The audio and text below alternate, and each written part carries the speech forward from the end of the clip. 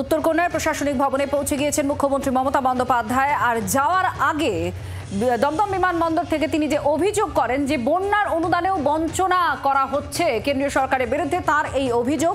দুর্যোগ মোকাবিলায় উত্তরবঙ্গ সফরে মুখ্যমন্ত্রী, আর সেখানে প্রশাসনিক বৈঠক করবেন। আর কিছুক্ষণ পরেই তার উত্তরকন্যায় প্রশাসনিক বৈঠক করার কথা।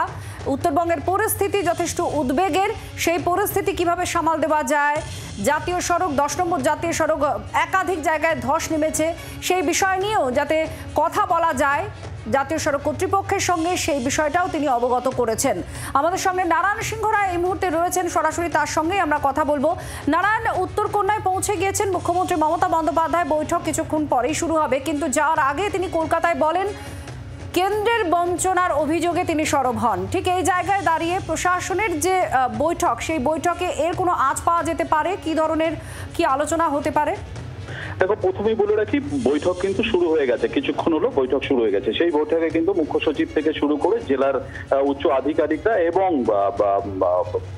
সমস্ত পৌর কর্পোরেশন এবং দার্জিলিং জেলা থেকে শুরু করে সমস্ত বেশ কিছু জেলার উচ্চ আধিকারিকরা কিন্তু এখানে রয়েছে, বৈঠক চলছে।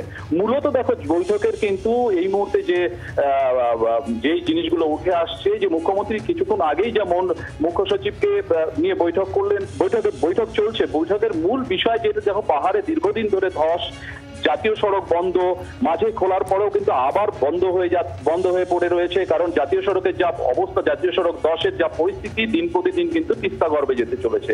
এই নিয়ে বহুবার বলার পরেও কিন্তু কেন্দ্রের কোনো হেলদোল নেই। কারণ এই জাতীয় সড়কের পাশ দিয়ে চলে গেছে রেলের টানেল, তার পাশাপাশি যে জাতীয় সড়ক তিস্তার উপরে গড়ে উঠেছে বড় বড় বিদ্যুৎ প্রকল্প, যার ফলে কিন্তু জাতীয় সড়ক 10 দিন প্রতিদিন একেবারে তিস্তা গর্ভে যেতে চলেছে।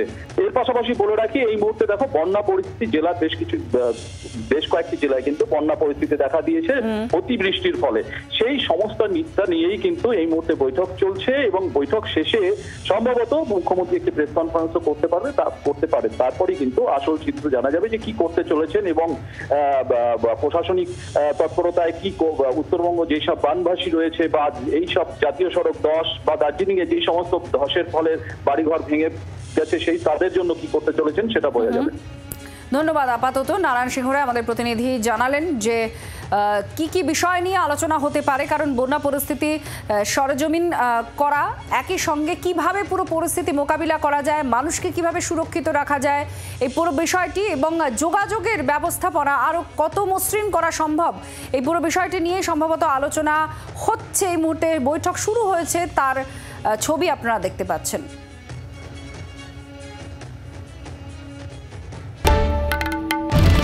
বাংলার আওয়াজ, বাঙালির আবেগ, জি 24 ঘন্টা।